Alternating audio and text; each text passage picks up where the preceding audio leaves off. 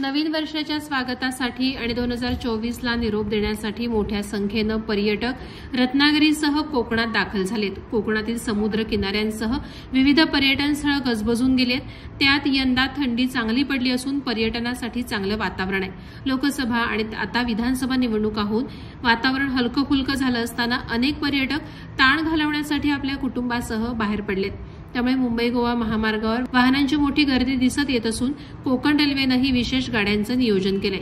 पश्चिम महाराष्ट्रासह विदर्भ, मराठवाडा यासह राज्यातील विविध भागातील पर्यटक किनारपट्टीकडे वळला असून रत्नागिरी आणि परिसरात गेल्या आठवड्यातील शुक्रवारपासूनच गर्दी वाढली आहे। मुरुड, दापोली, मालवणसह कोकणचं निसर्गरम्य समुद्रकिनारे सगळीकडेच पर्यटकांची गर्दी आणि नववर्षाचा जोश बघायला मिळतोय। पोलिसांनीही यावेळेला सावधगिरीची सूचना दिली असून सर्व नियम आणि कायदे पाळून जल्लोष करण्याचं आवाहन केलं आहे।